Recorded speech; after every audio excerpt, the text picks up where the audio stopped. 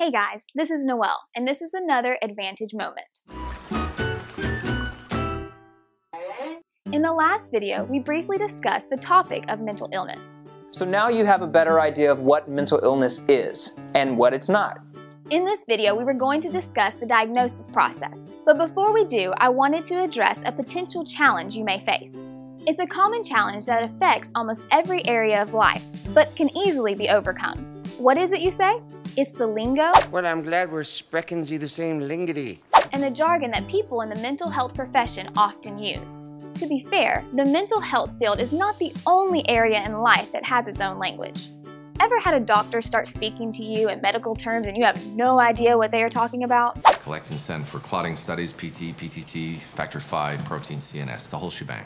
Or ever had a conversation with a serious video gamer? I'm logged on to an MMORPG with people from all over the world and getting XP with my party using TeamSpeak. Or how about those tight-knit after-school clubs? Excuse me? I can't believe it. Now I'm going to be honest with you all.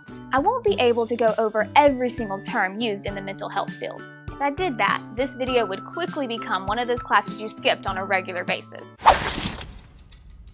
Turn to page 394. Hopefully, what I can do is go over some terms with you if you should ever need mental health services in the future. With me so far? This is so exciting. Of the many places I could start, it might be best to start with the word psychology. The word psychology has its roots in the Greek language. What am I speaking Greek? Psyche means the psyche. Psyche meaning the mind or the soul. And the ology part of the word meaning the study of or research. So psychology is the study of the mind. Got it? I got it. Good. I think it's important to understand the word psychology because the root word psych is used often. For instance, the word psychosis is a clinical term commonly used in the mental health services. Psychosis? Isn't that like the word psycho? Isn't that an insult? I've never been so insulted. The answer is context, context, context. That's taken out of context. In today's language, calling someone psycho, nuts, or crazy is unfortunately not unheard of. Log on to Twitter, Instagram, Facebook right now, and you can hear all these words being used to insult people. And a certain infamous movie probably didn't help us understand the term. But the reality of psychosis is not how it's viewed in the culture. In clinical terms, psychosis simply means that someone has lost touch with reality. So a psychiatrist or a counselor might ask you if there has been any family history of mental illness, including psychosis. They are not asking if any of your family members are psycho. May I have the salt? What do we say? Now. What they are asking is if any of your relatives have a history of losing touch with reality. How does one lose touch with reality? The two most common symptoms of psychosis is hallucinations and delusions. The first symptom, hallucination, is when you experience a sensation by one of your five senses without an external cause. A person might see, hear, feel something that is not actually there. In this scene from the movie The Soloist, the character named Nathaniel Ayers is experiencing an auditory hallucination. All the white heart Nathaniel. Whiteness. Hide from me here, Nathaniel. I see you, Nathaniel. I still see you, Nathaniel. There's no hiding, Nathaniel. The second symptom of psychosis is a delusion. A delusion is a belief or an impression one strongly believes, even if there is ample evidence to the contrary. An example of a delusion might be if a person believes they are the President of the United States. While a person may truly believe they are the President, there's an easy way of reality checking.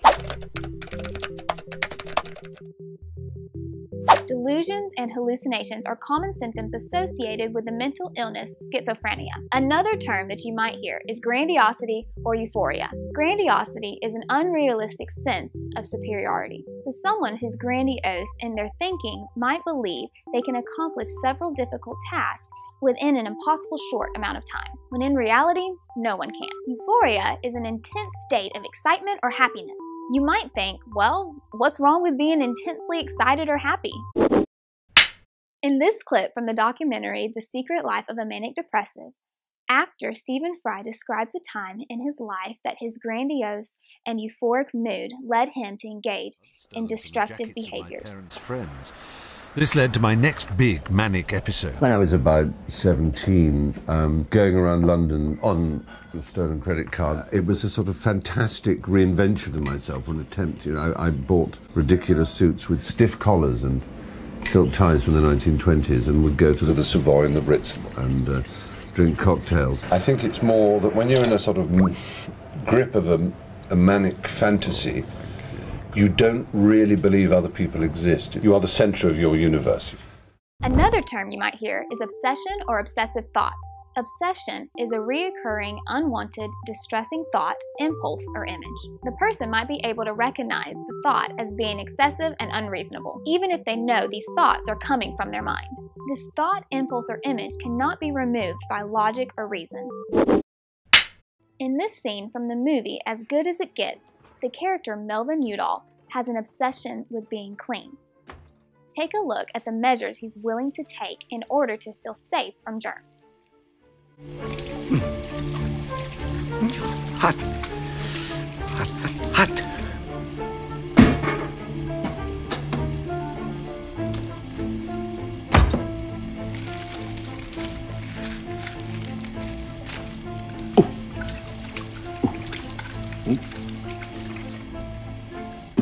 Another term you might also hear are racing thoughts. Racing thoughts refer to the rapid thought patterns that often occur in manic, hypomanic, or mixed episodes. Depression is another term you might hear. Now, most people, even if they aren't familiar with mental illness, might have a vague picture in their mind of what depression is. The actual definition for depression is a state of low mood and a strong dislike for activities. Being in this state can affect a person's thoughts, behavior, feeling, and sense of well-being. They may lose interest in activities that once were enjoyable to them, or have thoughts of suicide. In this interview, actor Hugh Laurie talks about how he suspected that he might have the symptoms of depression. And I was driving around a circuit. Two cars collided in front of me, and one of them burst into flames. It was like a big sort of, like a movie. And as I went past this wreckage, the thought hit me that I was bored. I was actually bored, and I thought, no, well, that can't be right. Boredom is not an appropriate response to exploding cars. Anxiety is another term you may hear. Again, like with depression, you may have a picture in your mind that anxiety is simply just being scared. Well, it is, and it isn't. Anxiety is a normal part of life. It actually keeps you alive. If a lion suddenly walks into your bedroom, I'm pretty sure you're going to experience some anxiety. That's the good anxiety. The anxiety that I'm talking about becomes an issue when it does not go away and gets worse over time. Eventually, this type of anxiety will interfere with daily activities like work, school, and relationships. A panic attack is an unexpected incident of intense fear. Panic attacks can be very frightening. When they occur, you might think you're losing control or having a heart attack or even dying. Take a look at this scene from the movie Iron Man 3. The character Tony Stark has just been through some overwhelming events in his life. Tony Stark literally thought he was having some severe medical problems, but his fear was causing his body to experience anxiety when he was not in danger. Wait a minute, Tony. Tony. Sorry. Just check out the suit.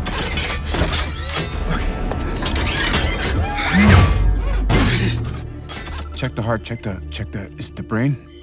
No sign of cardiac anomaly or unusual brain activity. Okay, so it's poison?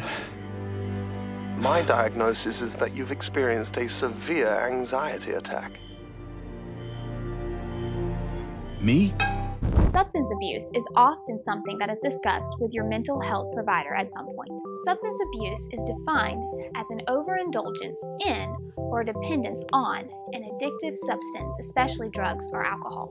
And lastly, the term social support is something you'll definitely hear about in helping services. The official definition of social support is the awareness and the certainty that one is cared for, has assistance available from other people, and that one is part of a supportive social network. A social support can consist of just about anybody. For some people, this includes family, friends, ministers, teachers, counselors, hotline operators, social workers, support groups, service animals.